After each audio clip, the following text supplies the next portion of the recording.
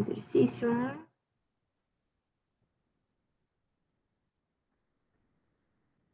É de viscosímetro.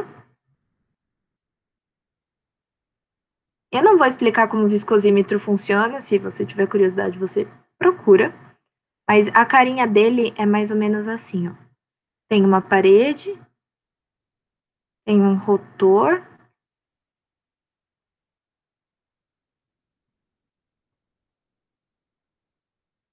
e ele está imerso em fluido viscoso. Deixa eu pintar de uma outra cor o fluido. Aqui, ó, tudo fluido. Tá certo? A gente tem... Opa, deixa eu colocar isso aqui pontilhado. Esse raio grande a gente vai chamar de R2. Esse raio chiquito a gente vai chamar de R1. Então, a gente vai começar. A gente vai ter que calcular o resultado final que a gente vai chegar aqui, ó, é o μ. Tá? Qual que é a viscosidade? Que é justamente a função do viscosímetro, né? A gente vai ter que achar dois conjugados nessa brincadeira. O conjugado do fundo e o conjugado do lado, tá? Então, vamos lá. Conjugado do fundo. A gente sabe que é integral da superfície de R df, que é igual a integral de R tal ds. Tá certo? Até agora foi só a fórmula que eu passei lá. E o que a gente sabe desse tal? O tal vai ser o mi dv/du, tá certo? Que a gente vai considerar como mi, velocidade, sobre a espessura.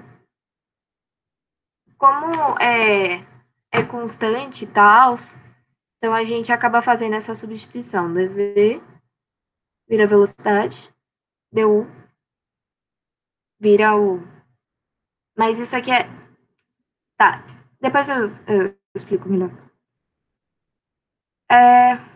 Com isso, vamos ter que mi r ômega sobre del. C do fundo. Então, agora a gente vai integrar. A gente vai integrar em relação a essa superfície aqui embaixo, que é um círculo, certo? R1. Então, a gente tem aqui de 0 a R1, de tudo isso aqui meio junto, né? Então, R, mi, vezes R, vezes ômega, sobre del. E ds vai virar 2πr dr. Tá certo? Ai, tá tudo torto, Yudi. O que eu faço? Depois de... Se a gente for tirar as coisas constantes, tipo, tudo menos o R, a gente vai ter 2.000 ômega pi sobre del. A integral de 0 a R1. Nossa, não tô conseguindo alcançar o final. R ao cubo dr. Então, a gente vai ter que o conjugado do fundo, concluindo tudo, né? 2π ômega mi sobre del vezes R1 a quarta sobre 4. Daí o resultado final que a gente tem do conjugado do fundo é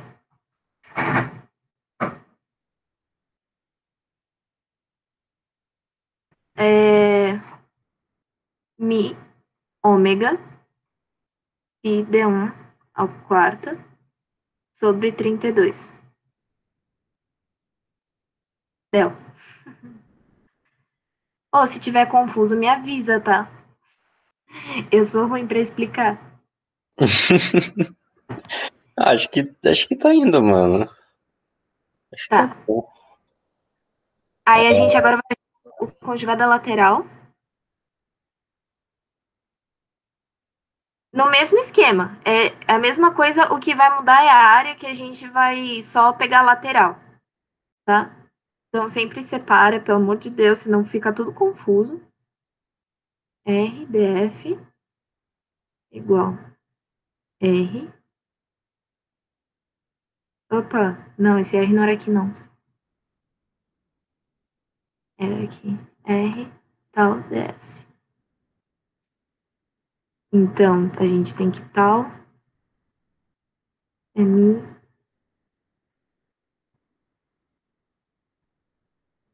del V del U, que é igual a mi V.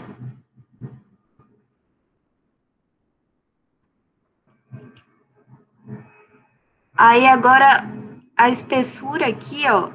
Aqui a gente podia considerar del, porque, tipo, tudo bem que eu não dei os valores antes, né? Mas aqui era del.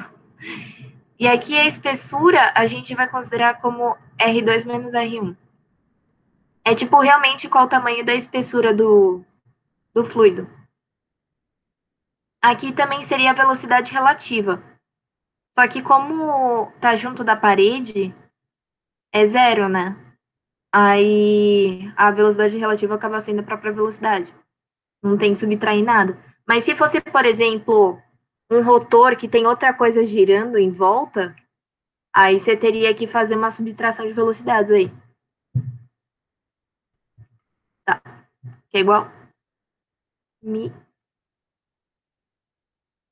R1 ômega sobre R2 menos R1.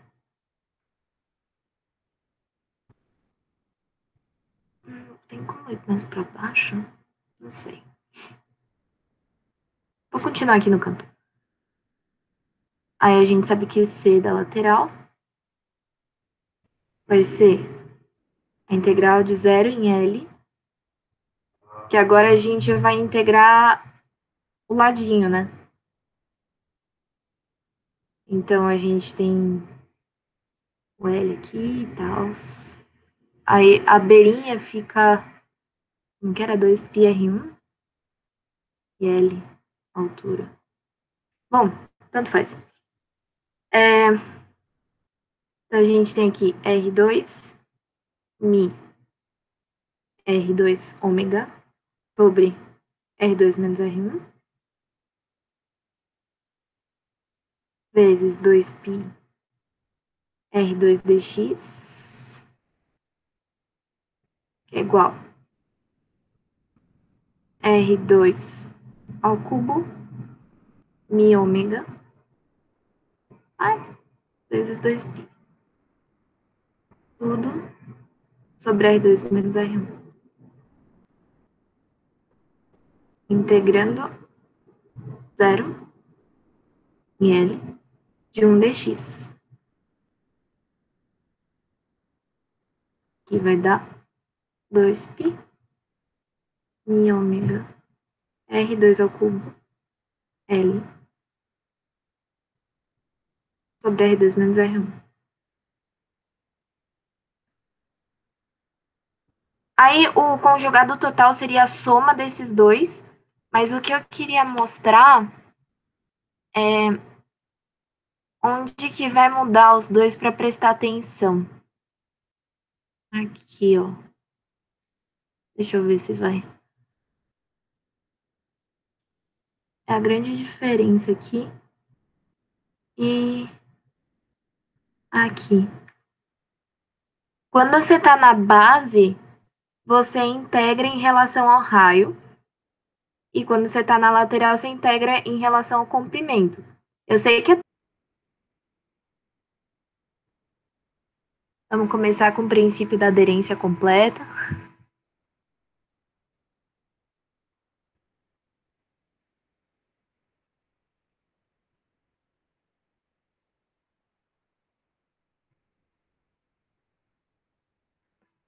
Que a ideia é que o fluido tem velocidade relativa com a parede de velocidade relativa entre fluido e parede é zero. Então, a gente tem o fluido aqui com velocidade v. Deixa eu mudar aqui a cor. Aí a gente tem que a velocidade relativa vai ser aqui, ó. Nesse perfil de velocidades aqui é zero. Fazendo como se fosse linear aqui, bem simplificado. Também temos a força viscosa.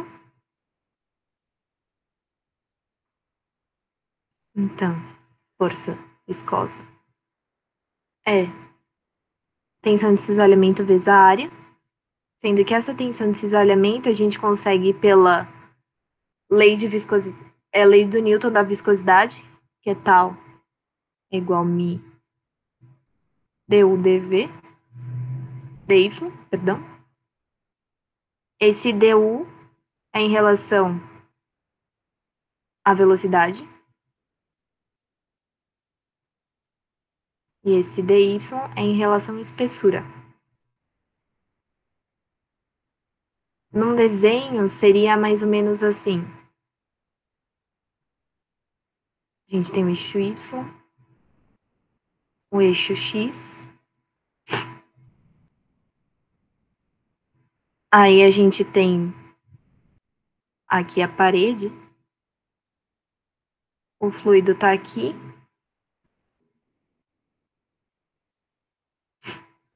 Aqui seria a espessura, y. E a velocidade em x é u. Por isso du dy. Tá certo? Também, quando a gente considera o fluido como newtoniano, a gente tem μ constante. Importante isso. E acho que agora do comecinho... Deixa eu tirar isso aqui daqui.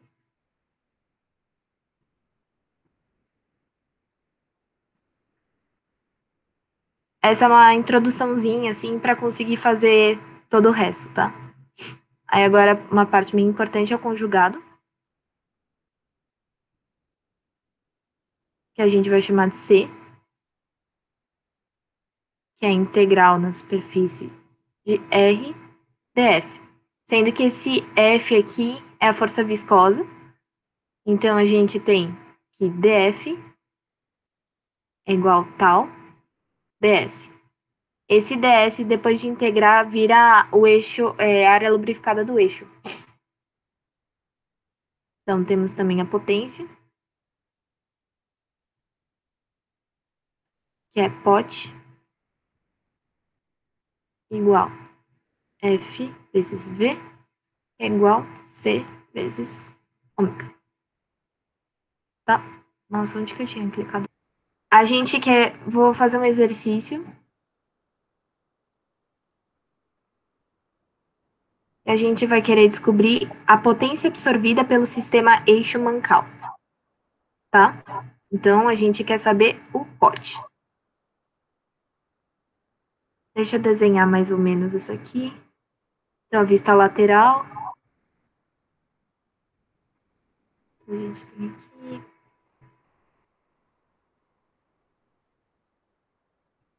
Eu não desenho bem, não, tá? Só avisando. Vou fazer o fluido verde. Bem saudável. A gente tem fluido aqui entre o eixo Mancal. E agora a visão de frente. A gente tem eixo aqui, Mancal. Eu me sinto o próprio Malaus desenhando. Uau.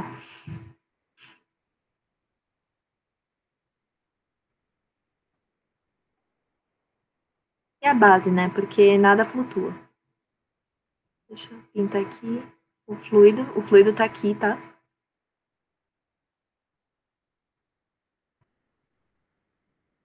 Aí, vamos para dados. Então, a gente tem que a espessura é del.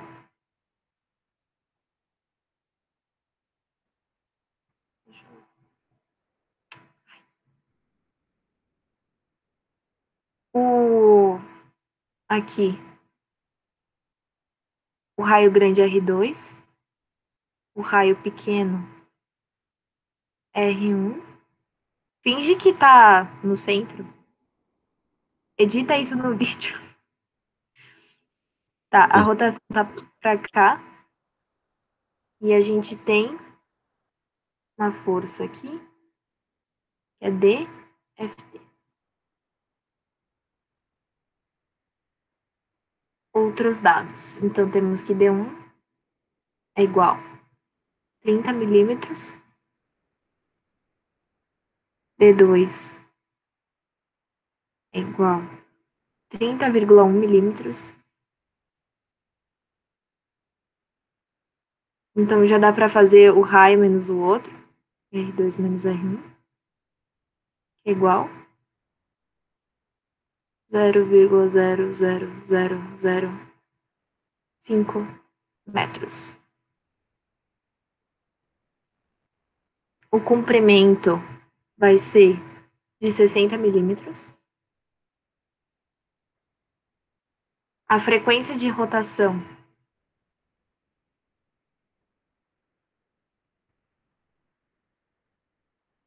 é 5.000 RPM.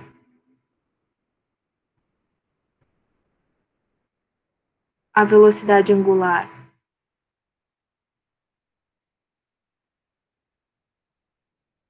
ômega vai ser 2π sobre 60 vezes 5.000 RPM, que daí vai dar mais ou menos 526 rádio por segundo.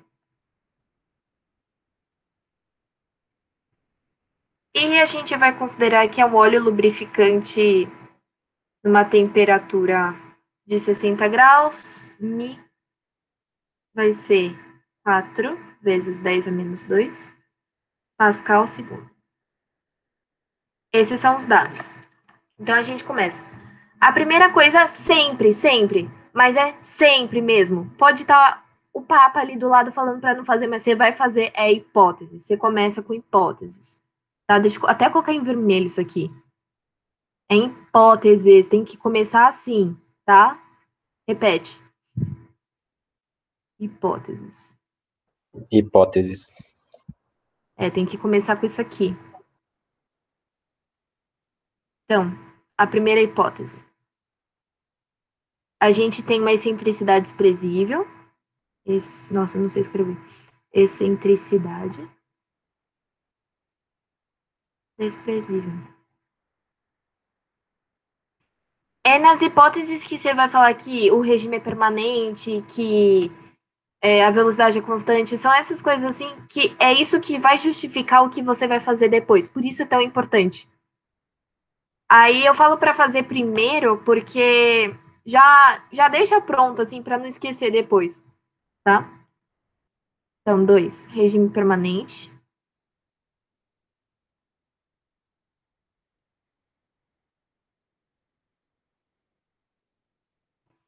E 3, a distribuição linear, a distribuição de velocidades é linear, tá? A gente vai considerar distribuição linear de velocidades.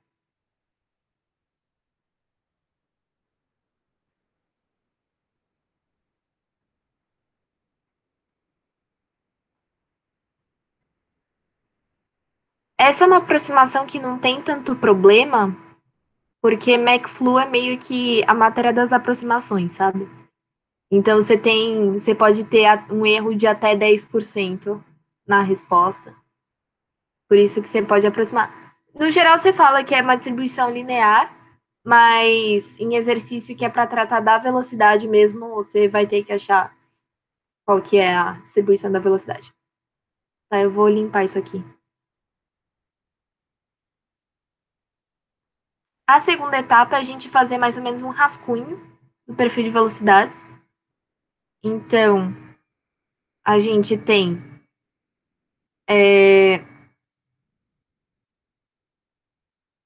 ó, tem o R1 aqui, o R2 aqui.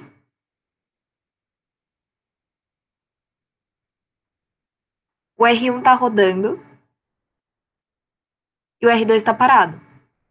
Então, a gente vai seguir aquela ideia do princípio da aderência completa. Então, a gente tem que aqui R1 e aqui R2. Vai ser mais ou menos assim o perfil de velocidades, tá certo? E a gente vai chamar isso aqui de V1, essa velocidade máxima aqui. E V1 vai ser ômega R1. Aí agora a gente vai partir para as equações, tá? Isso aqui é o perfil de velocidades.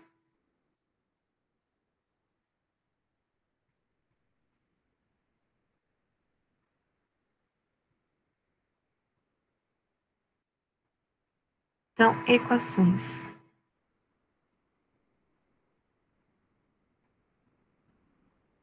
A gente está lidando com o rotor, então a gente vai usar o conjugado. Conjugado.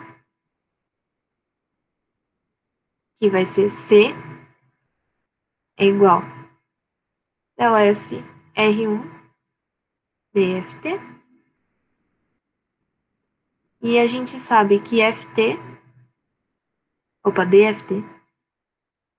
é tal ds.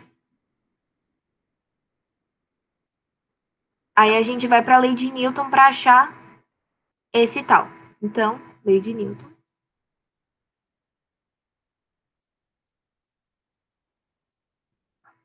Então, tal igual mi del v del y, que vai ser mi v sobre del.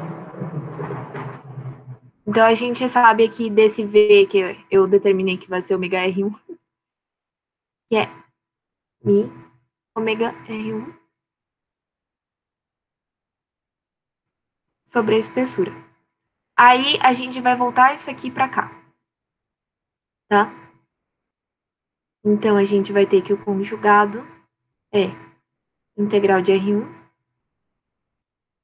mi ômega R1 sobre del ds. Aí, como a gente vai integrar ao longo do eixo, a gente vai ter, que é o conjugado de 0 a L, R1 quadrado, mi ômega, sobre del 2π R1 dx. Esse dx vai ser relativo ao comprimento. Então, é importante deixar bem registrado aqui, ó, que esse ds virou isso aqui. Tá? É importante. Então, a gente vai ter que o conjugado vai ser mi R1 ao cubo ômega 2πL sobre del, que vai ser igual, substituindo todos os valores que a gente tem lá do começo, 0,535 Newton-metro. Agora a gente vai calcular a potência, já que agora a gente já tem o conjugado. Então, a gente tem que pot vai ser o conjugado vezes ômega. Mas o que eu fiz? Então, temos que pot é igual o conjugado que a gente achou. Vou substituir tudo aqui, né? Porque sim. Mi ômega 1 2π R1 ao cubo sobre del vezes o ômega, que daí substituindo tudo, a gente vai ter 281,6 watts que foram absorvidos por atrito, no caso. Então, é mais ou menos assim que se usa a potência conjugada. Vou fazer um outro, só que é o conjugado não quando é ao longo do eixo, mas quando é sobre a parte, eu não sei o nome disso, mas a parte redonda do eixo. Tá, vou fazer o desenho aqui. A gente vai determinar o escorregamento de uma transmissão hidráulica, tá? Exercício 1. Então, a gente tem que a velocidade angular ômega é 2πf e a frequência de rotação não, a gente não tem frequência de rotação, perdão. Então, a gente começa com as hipóteses. Sempre, sempre, sempre. Hipóteses. 1. É regime permanente.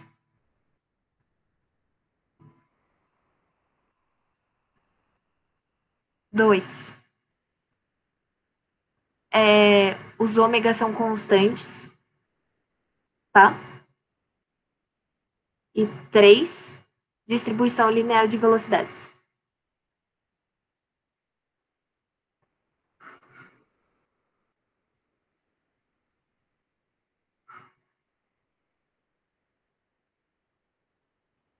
Aí, como seria o perfil de velocidades? A gente tem aqui o ômega 1, que a gente vai chamar de... seria o V1, na verdade, né? Que é R ômega 1. E aqui a gente tem o R ômega 2. Então, a distribuição linear. Então, a gente tem aqui um trapézio, tá certo? Que bonito. E agora a gente vai para as equações. Equações. Então, primeiro conjugado. Então, C igual integral de R df, que df é igual tal ds. O tal a gente já sabe como achar, que é mi del v del u, que vai ser mi vezes a velocidade relativa aqui, v1 menos v2, sobre a espessura, que é epsilon. Então, a gente sabe que é mi r ômega 1 menos ômega 2 sobre epsilon. O ds, já que é na parte redonda da transmissão, vai ser 2πr/dr.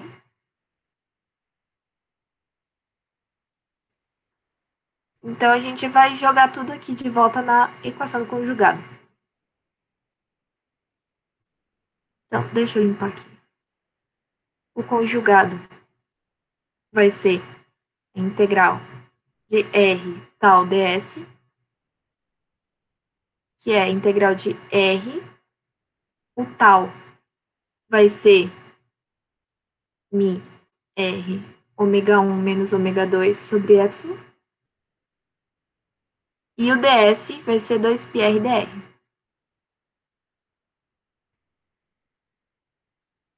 Nisso a gente tem que o conjugado é mi ômega 1 menos ômega 2.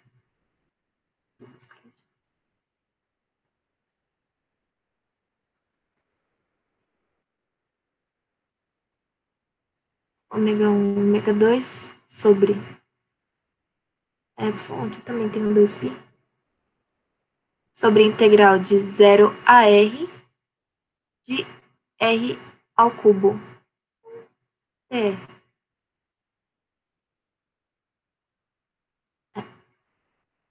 Chegamos que o conjugado vai ser 2π Mi ômega 1 menos ômega 2, tudo sobre epsilon vezes R quarta sobre 4. Aí o que a gente queria achar no começo era o escorregamento. Então, ômega 1 menos ômega 2, que tá aqui. Já passando para diâmetro, né?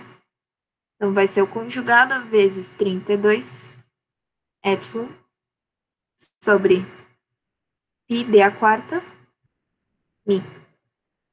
Suavinho, né?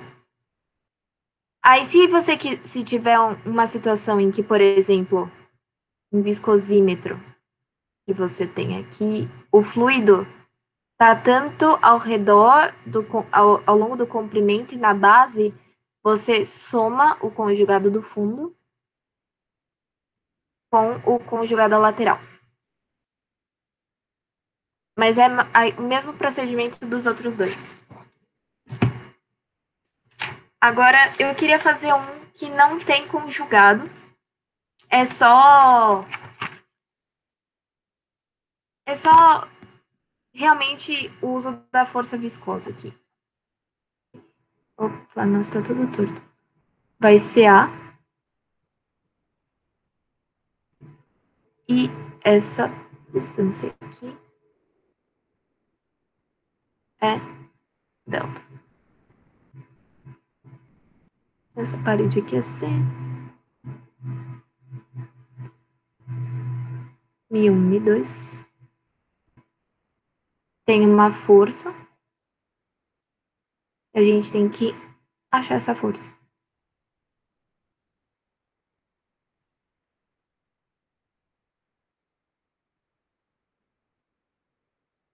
Ah, e a fita tem largura B.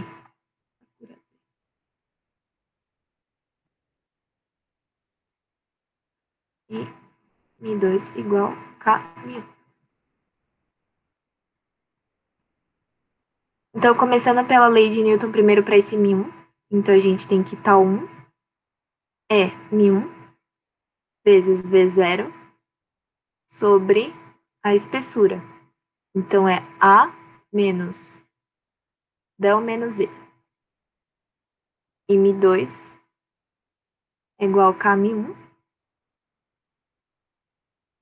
que é o valor de Mi2 aqui, vezes V0 sobre a espessura que tem aqui, que é del. Então, temos que F igual a tal vezes a área. F vai ser... Tá. Tal 1 mais tal 2 vezes a área. Então, Mi1 V0 sobre A menos isso aqui, mais K1 vezes V0 sobre tudo isso vezes a área, que é C, vezes B, que é a largura. Então, a gente vai achar a força que a gente queria achar, que é Mi1 V0 B, C, vezes 1 sobre A menos L menos V, mais K sobre Del. Eu queria mostrar um do conjugado só, sem conjugado, só para mostrar que o PML pode inventar o que ele quiser para infernizar a vida de todo mundo. Não precisa ter uma coisa com integral, não. Basta umas letrinhas. Tá, continuando o formulário barra conceitos.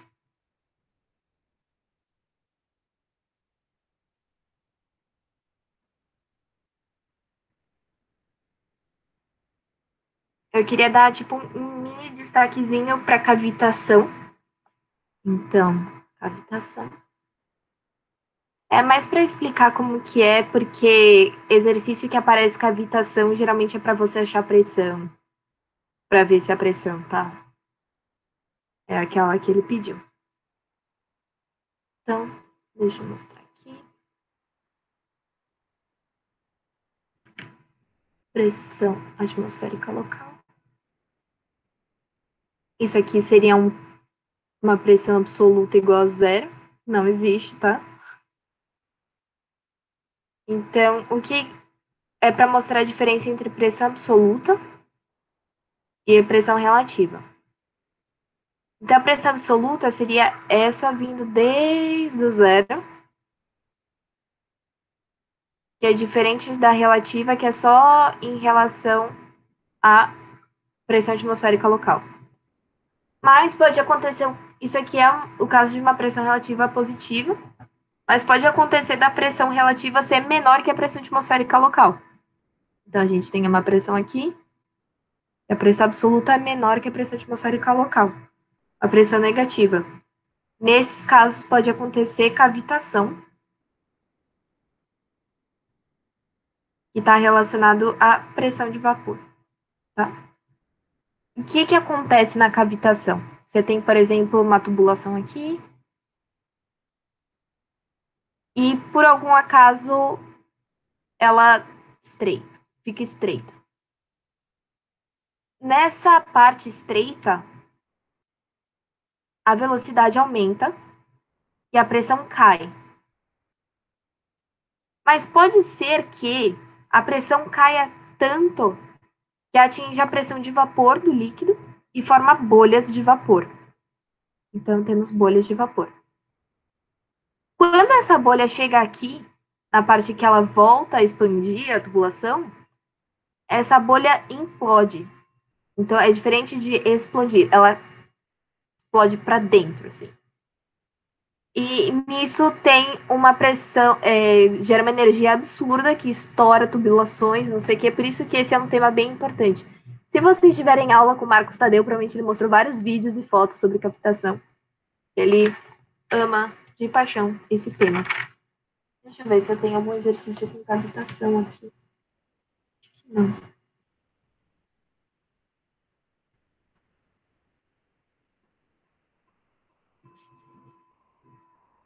Tem um aqui que é meio simplesinho. Com certeza não vai cair nada parecido na prova. É só para mostrar.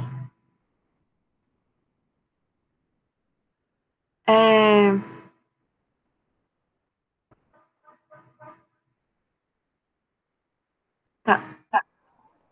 A gente tem um óleo com pressão de vapor de 20 kPa. Então, pressão de vapor é 20 kPa. E é movimentado por um pipeline com bombas igualmente espaçadas.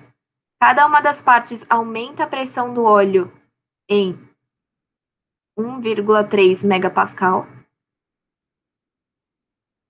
E perdas por atrito são de 150 pascal por metro. Então, qual é o espaçamento máximo possível para evitar cavitação nas bombas?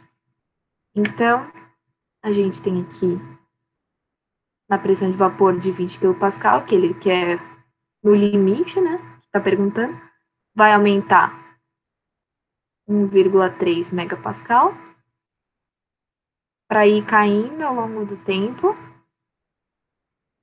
para chegar de novo em 20 kPa.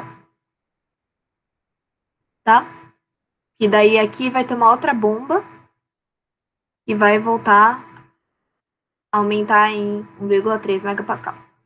Então, a variação de pressão vai ser perda do atrito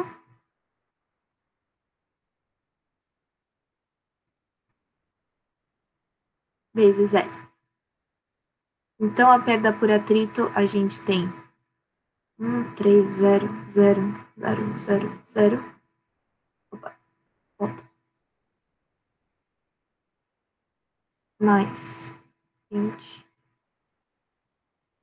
menos 20. E vai dar 150 vezes zero. Então, a gente tem que o comprimento máximo vai ser 8,660 metros. Mas é só para mostrar que é uma questão realmente importante, pelo menos na vida real, assim, no exercício pode ser que aconteça. da pressão dentro da tubulação nunca ficar menor que a pressão de vapor, porque senão acontece a cavitação. É importante que não aconteça, senão começa a explodir coisas e pode ser perigoso. Então, a gente pode classificar o escoamento de vários jeitos. Então, o primeiro deles, que provavelmente vocês já viram no lab, é escoamento pode ser laminar, pode ser turbulento e pode ser de transição, que é um grande limbo que não, a gente não vai ver aqui. Então, laminar são trajetórias paralelas e suaves com o número de Reynolds menor que 2000. O turbulento são trajetórias erráticas, é que vocês não vão conseguir ver no lab, né? Não sei. Mas forma tipo uma nuvenzinha de tinta no experimento. Então, número de Reynolds maior que 2.400. Entre esses dois é o de transição, só que não tem muito como prever o comportamento de transição, por isso não é trabalhado aqui.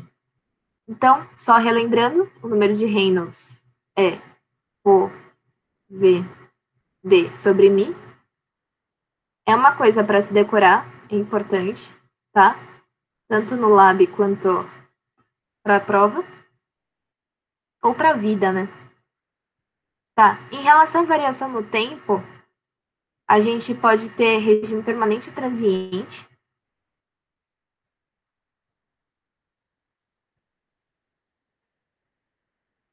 Quando a gente tem regime permanente, a gente consegue afirmar que del V, del T é igual a zero. Ou seja, ele não varia no tempo. Ou, lógico. Sobre compressibilidade, a gente pode ter um líquido compressível ou incompressível. A gente vai trabalhar com incompressíveis, que o adimensional que a gente tem que lembrar é esse aqui, que tem que ser menor que 0,3, que é V sobre C, tá? E quando é incompressível, o que a gente sabe sobre ele? Que isso aqui é zero. Então, deixa eu marcar aqui coisas importantes. No geral, esse aqui, né? Então, nossa, que feio. Volta.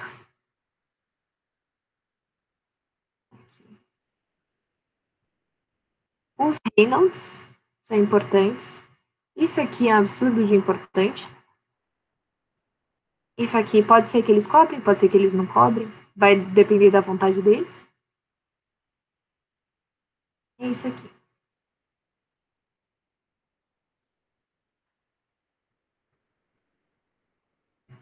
Tá certo? Então, continuando. Isso é forma de classificar o escoamento. Aí a gente tem linha de corrente, que é como se você tirasse uma foto do escoamento naquele momento e você visse o lugar geométrico de cada partícula, tá? É diferente de trajetória, só que no regime permanente laminar, assim, acaba sendo a mesma coisa. Então, a gente tem que ver D igual a zero. E daí disso, eu vou já pular para a conclusão. dy dx é igual a P sobre U. Quando a gente tem o regime permanente,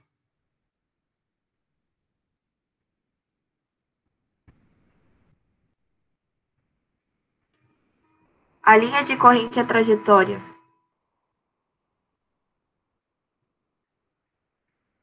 são iguais, elas coincidem, né? Então, deixa eu colocar aqui a equação da trajetória.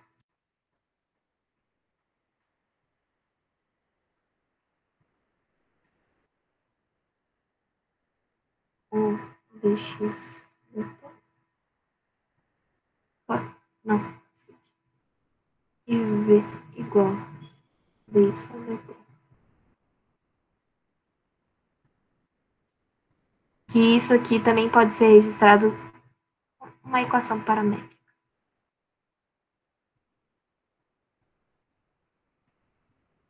X igual a x0 ft o y ao y0 ft.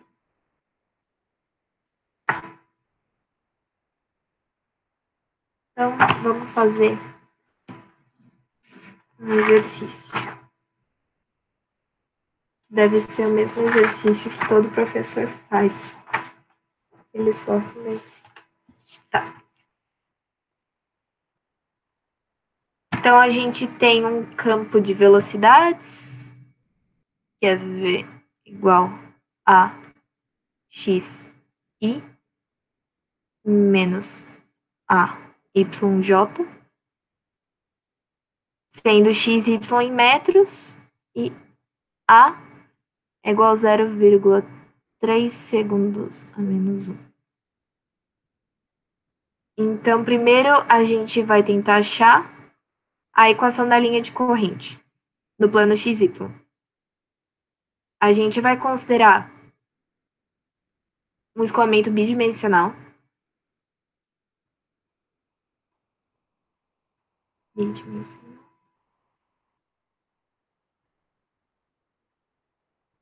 E regime permanente. Regime permanente é muito importante, tá? Lembrar que é meio que a base de tudo. Você pode tudo com regime permanente. Então, por causa do regime permanente, a gente sabe que a linha de corrente coincide com a trajetória.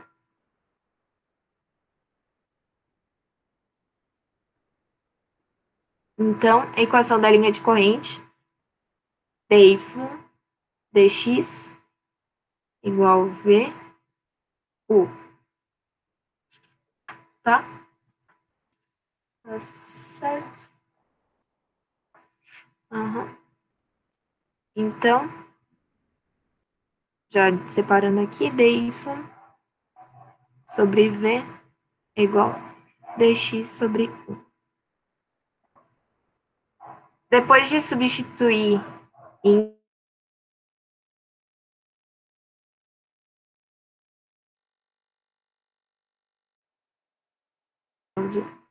dy sobre v, que é a y, menos a y, é igual a dx a y a x. Opa. Eu não sei se eu comentei, se eu devia comentar, porque para mim é meio automático, mas u é a parcela da velocidade em relação a x ou y, e v é em relação a y ou j, tá? Então, a gente vai ter que menos ln de y igual a ln de x menos um ln de c. Truque trucoso isso aqui, esse ln de c. Porque a gente junta ln de xy é igual a ln de c. Então, c igual a xy.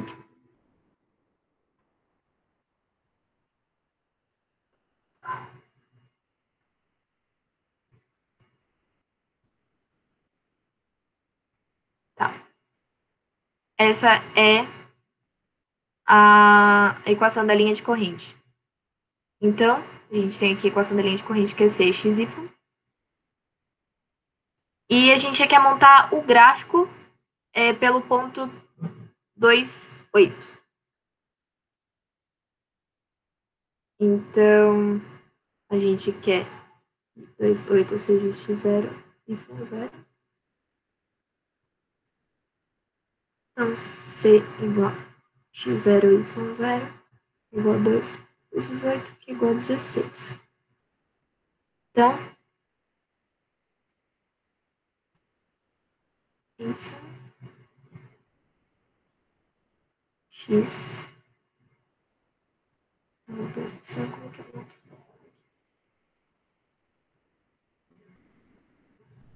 0, 4, 8, 12, 16.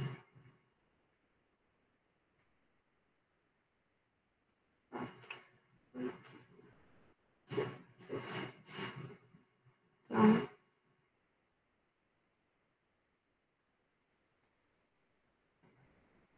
8 vezes 2. Aqui, 4, 2, 8 também. 4, 4. 6 e 1. Aí monta aqui a curvinha. Esse é o gráfico da linha de corrente. Pronto. Aí agora a gente quer achar a velocidade do ponto 28. Então a gente tem aqui que a velocidade é a x i menos a y j.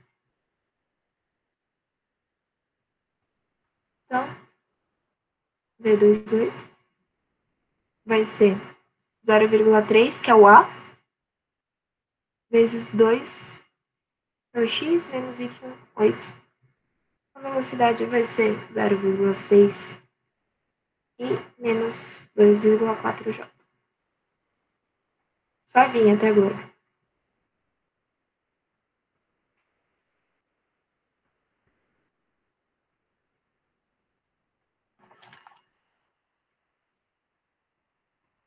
Agora vai ser um mais complicadinho.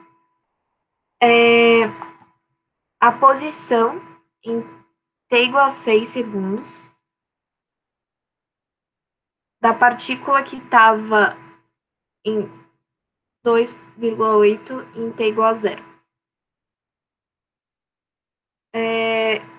Mas para saber a posição, a gente tem que calcular a trajetória, tá?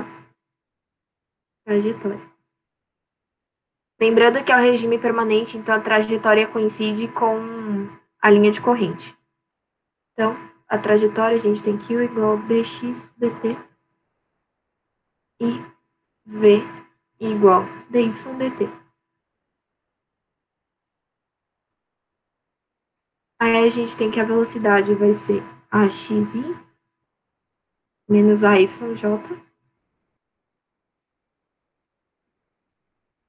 Substituindo aqui.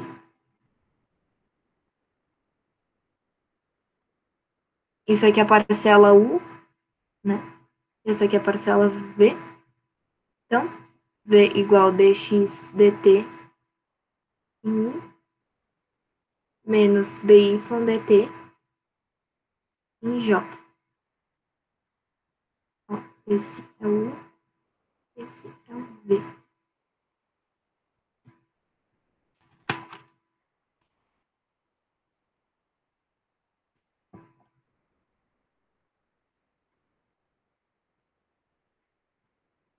Então, a gente vai integrar para achar as equações paramétricas, tá certo?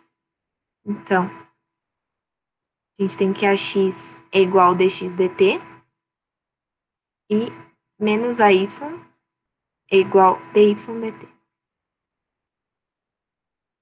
Integrando no tempo,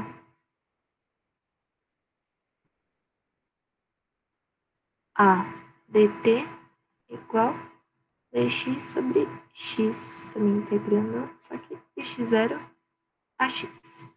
A mesma coisa aqui. 0 a t de menos a dt igual a y0 y dy sobre y.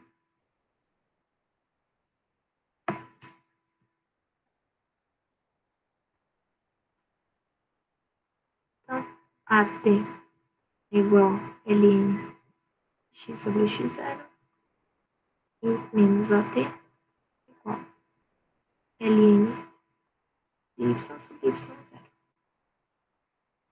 S a y. Isolando x aqui, a gente tem que x igual a x0, vezes e elevado a t, e y é igual a y0, vezes E elevado a menos AT. Essas aqui embaixo são as equações paramétricas, tá? Tô apresentando já. Aí, usando essas equações paramétricas, então deixa eu escrever aqui em cima. X igual a x0 vezes E AT e Y igual a y0 vezes E elevado a menos AT. Então, a gente quer achar a posição para t igual a 6 segundos, certo? Então, x igual a x0, que é 2, que era onde ele estava em t igual a 0 segundos, vezes e elevado a a, que é 0,3, vezes t, que é 6, vai ser 12,1 metros. E y vai ser y0, 8, vezes e elevado a menos 0,3, vezes 6, que vai dar 1,32 metros. Então, em t igual a 6 segundos, a partícula que estava no ponto 28, no início, ela vai estar no ponto 12,1 e 1,32. Para saber a velocidade da partícula que está aqui, no tempo t, 6 segundos. Então, eu quero saber a velocidade em 12,1 e 1,32. Vai ser a mesma de achar a velocidade nos outros pontos. Então, V igual a xi menos yj.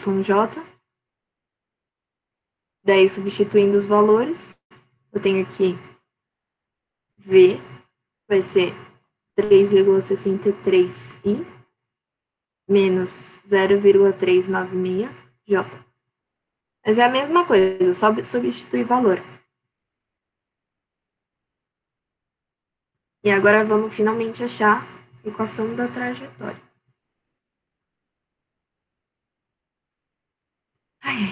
Tá. Equação de trajetória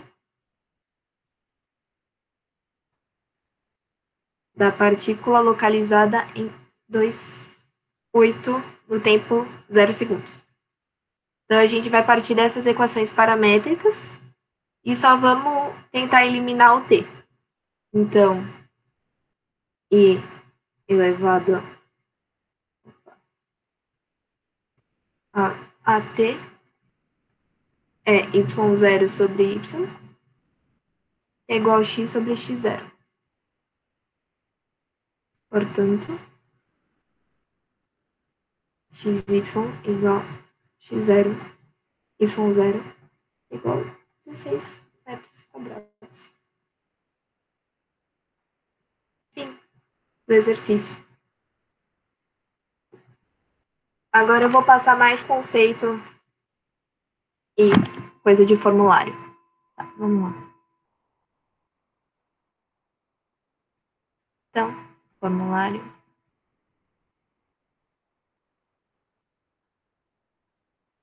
Conceitos.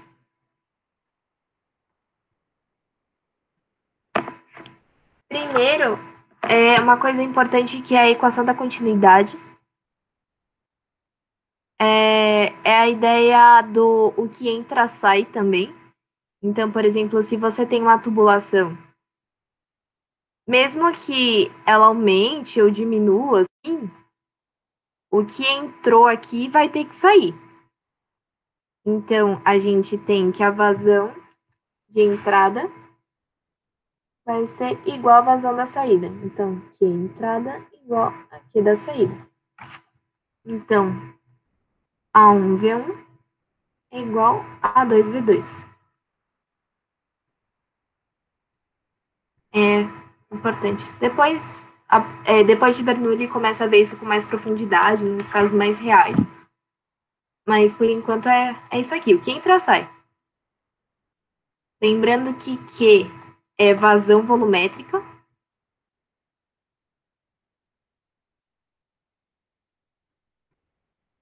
Então, Q é igual a velocidade vezes a área.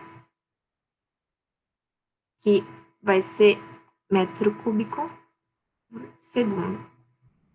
E a gente também tem a vazão mássica,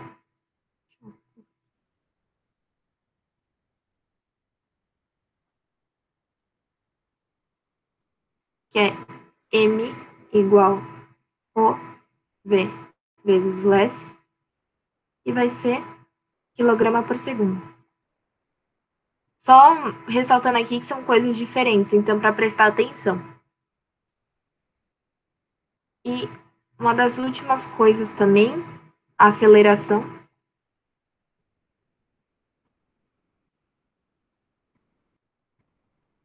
Que a gente tem que a aceleração vai ser del V, del T, mais V, que a gente vê.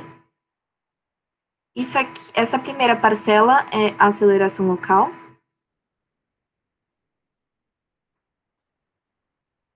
E essa segunda parcela é a aceleração convectiva.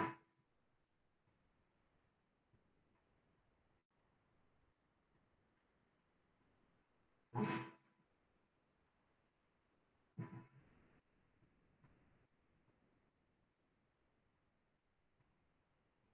Beleza, deixa eu ver se tem um exercício. Ah, lembrando que se for regime permanente, essa primeira parcela é zero, tá?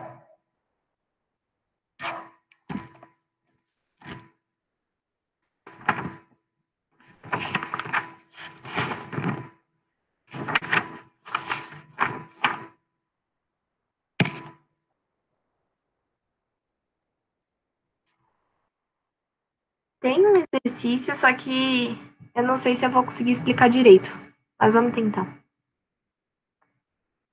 A gente tem uma partícula A. Exercício. E passa pela origem no tempo igual a zero, com temperatura. Nossa, deixa eu colocar aqui. Partícula A. Passa na origem.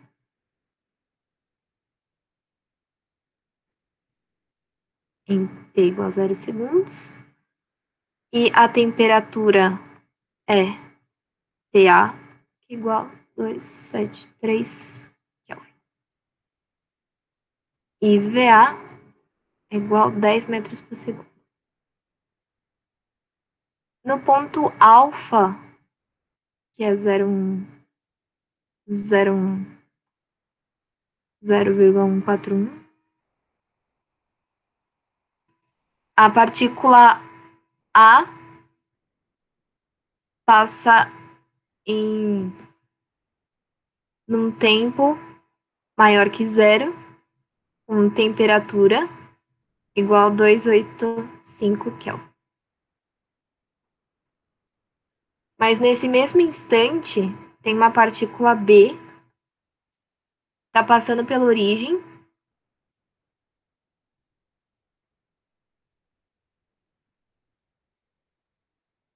com telinha B igual a 275 Kelvin. Então, primeiro a gente vai querer a derivada local.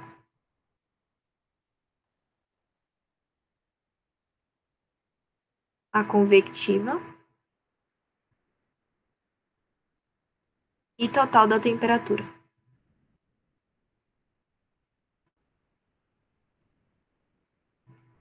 Na origem, a gente tem na origem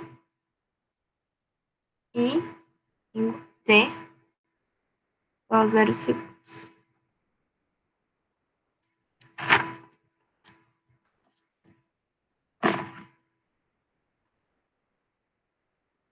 Aí B também já vou passar aqui. Vai ser tudo meio junto. É derivada total da temperatura.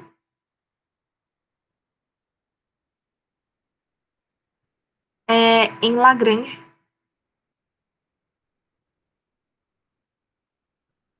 Em T0. Tá certo?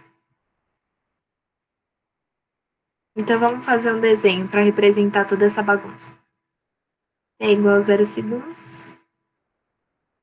está na origem. A partícula A tem VA igual a 10 metros por segundo. E temperatura A é 273 Kelvin. Ponto 000. E a gente tem um T' maior que zero, que a gente tem ainda na origem o ponto B com T' B igual a 275 Kelvin.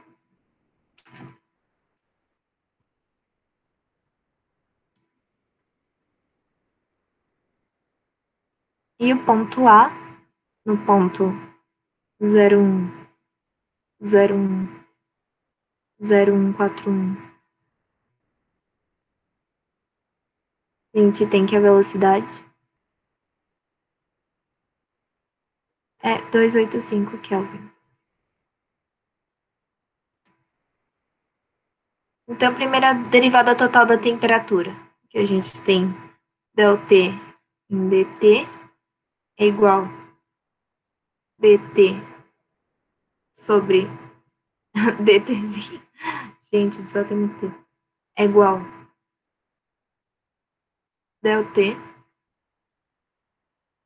sobre ΔT mais a velocidade.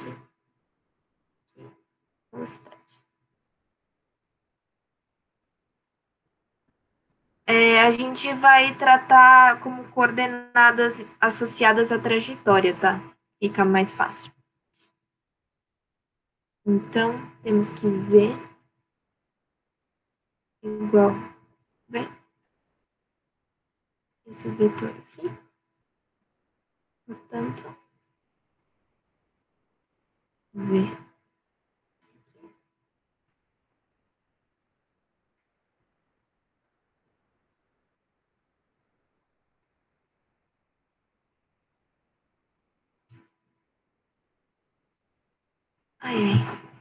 Então, no problema a gente tem que ΔT sobre derivada parcial da temperatura em relação ao tempo.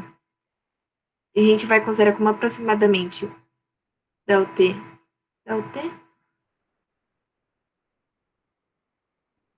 Então, ΔT, já que um dos tempos é zero, a gente vai considerar só como T'.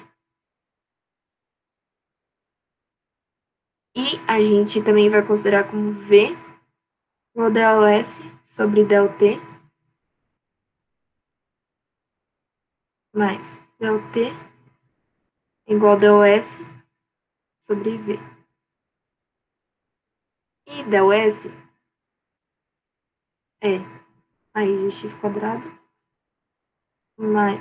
Opa, aqui tem...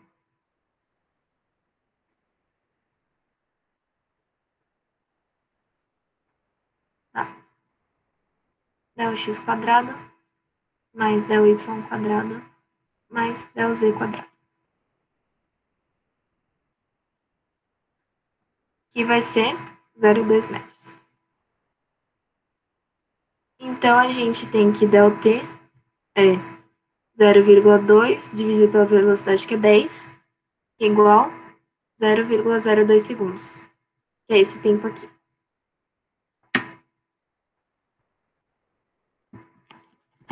Então, agora a gente vai para o termo local.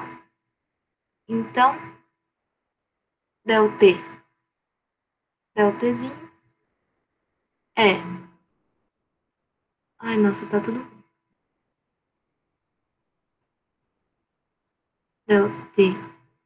ΔTzinho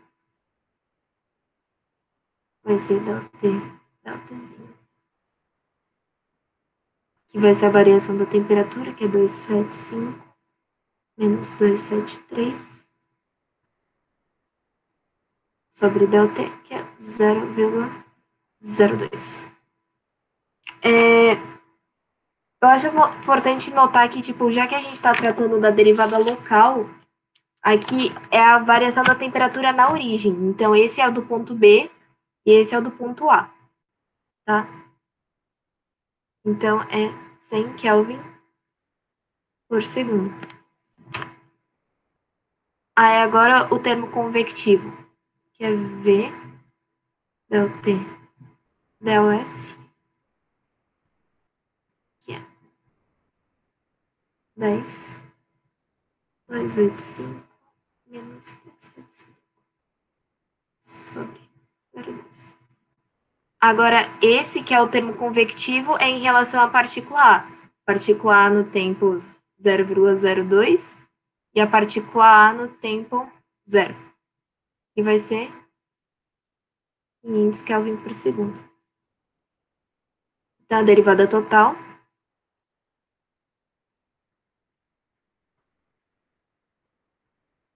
é 100 mais 500 igual a 600 Kelvin por segundo. Em variáveis de Lagrange agora, a gente tem que dt é o limite em ΔT indo para zero de ponto a temperatura de A no tempo t' menos a temperatura de A no tempo t0 sobre ΔT, que é aproximadamente ΔTA sobre ΔT. E também que ΔT é o limite. Agora, de 285 menos 273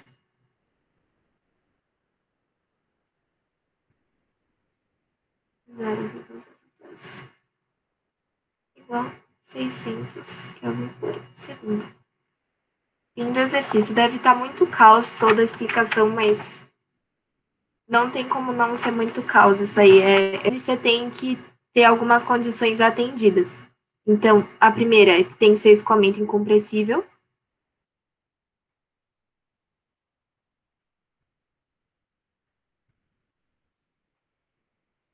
Depois, regime permanente.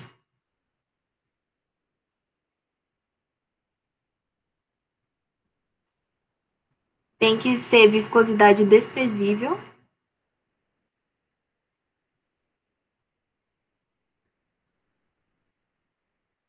E as forças que agem são só pressão e peso.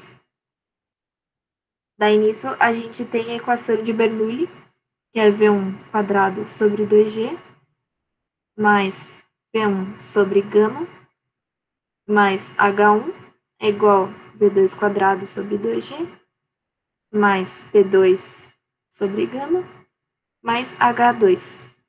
Esse componente aqui, ó, da pressão junto com a altura, chama carga piezométrica.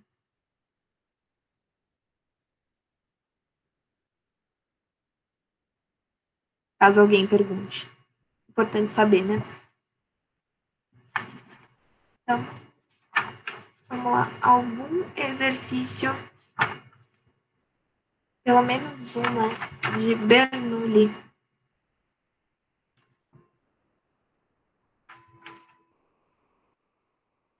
Vou fazer um de aviãozinho, porque aviãozinho todo mundo gosta. Então, a gente tem a asa do avião aqui. Então, a gente tem um avião voando a 322 km por hora, que vai dar 89 metros por segundo, a uma altitude de 1.500 metros. Em atmosfera padrão, tem velocidade medida no ponto 3 da asa. Deixa eu mostrar os pontos aqui. 2 e aqui 1. No ponto 3 da asa, a velocidade é 400 km por hora, que a gente vai mostrar como 122 metros por segundo. relativa ao avião. Que pressão é desenvolvida na asa neste ponto? Então, a gente tem pressão, mistério. Qual a pressão no bordo de ataque da asa também? Aqui a gente também quer saber a pressão.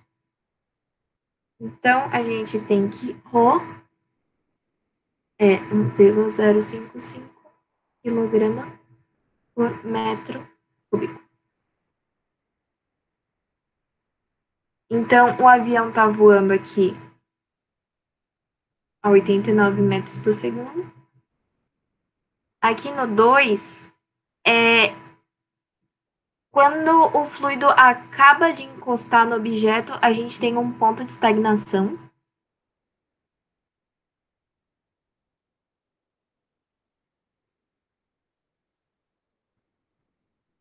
Então, V igual a zero.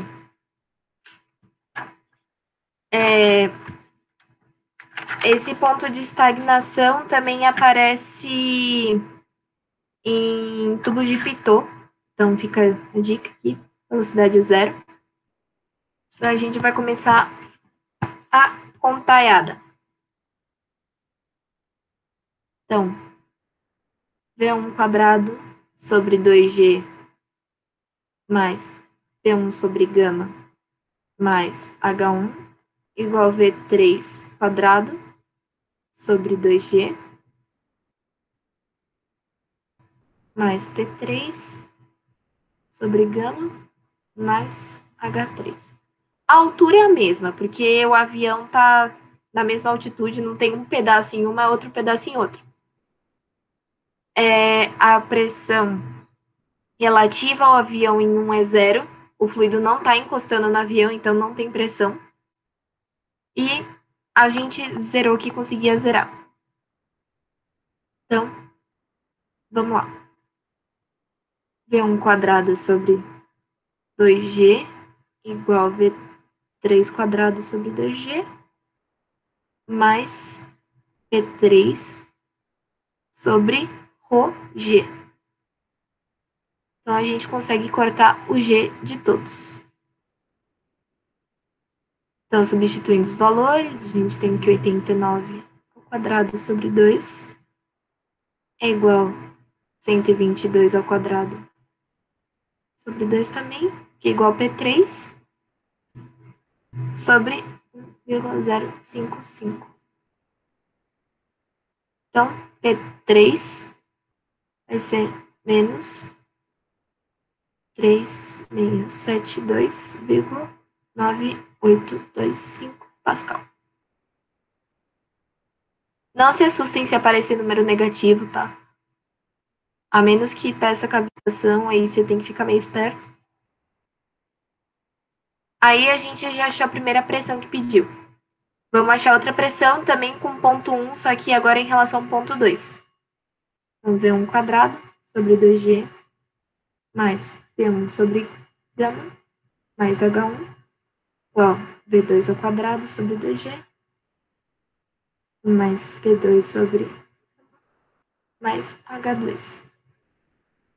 Então, de novo, a altura é a mesma. Não tem essa de o avião estar em duas alturas diferentes ao mesmo tempo. A pressão relativa ao avião no ponto 1 é zero, não está encostando. E a velocidade em 2 é zero, porque é um ponto de estagnação. O fluido acabou de encostar com o avião. Então, ele meio que para depois mexer de novo. Então, vamos lá. O que sobrou? V1 quadrado sobre 2G é igual a P2 sobre ρg. Então, corto o G, substituindo os valores. 89 ao quadrado sobre 2 é igual a P2 sobre 1,055. Então, a gente tem que P2 vai ser 4178,3275 Pascal. E achamos as duas pressões.